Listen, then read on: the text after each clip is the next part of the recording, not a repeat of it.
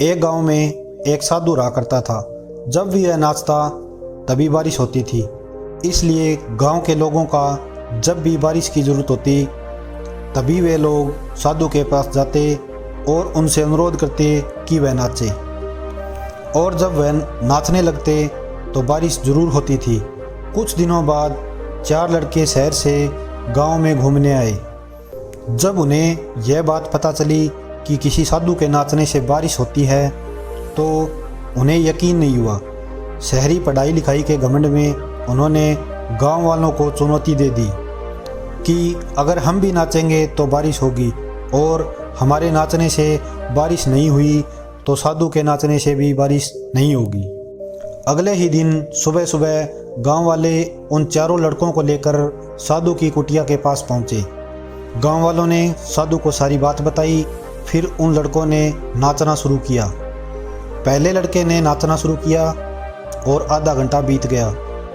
फिर पहला लड़का थक कर बैठ गया, पर बादल नहीं दिखे। कुछ देर बाद दूसरे लड़के ने नाचना शुरू किया और 1 घंटे बीतते बीतते वह भी थक कर बैठ गया।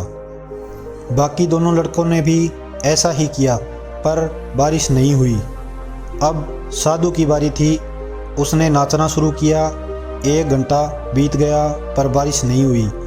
साधु फिर भी नहीं थका, ना रुका, वह नाचता ही रहा। नाचते नाचते 2 घंटे बीत गए पर बारिश नहीं हुई। 4 घंटे बीत गए पर बारिश नहीं हुई, लेकिन साधु तो रुकने का नाम ही नहीं ले रहा था। धीरे धीरे शाम ढलने लगी।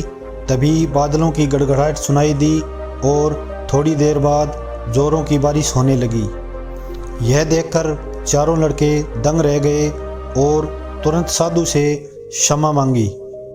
फिर चारों लड़कों ने साधु से पूछा, बाबा भला ऐसा क्यों कि हमारे नाचने से बारिश नहीं हुई और आपके नाचने से बारिश हो गई? तो साधु ने उत्तर दिया, जब मैं नाचता हूँ तो 2 बातों का ध्यान रखता हूँ।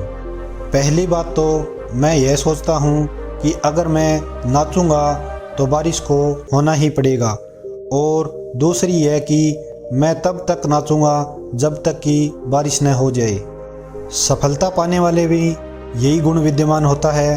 वे जिस काम को करते हैं उसमें उन्हें सफल होने का पूरा भरोसा होता है, और वह तब तक उस काम को करते हैं जब तक कि उसमें सफल ना हो जाएं। इसलिए हमें सफलता हासिल करनी है तो उस साधु की तरह ही अपने लक्ष्य को प्राप्त करना होगा।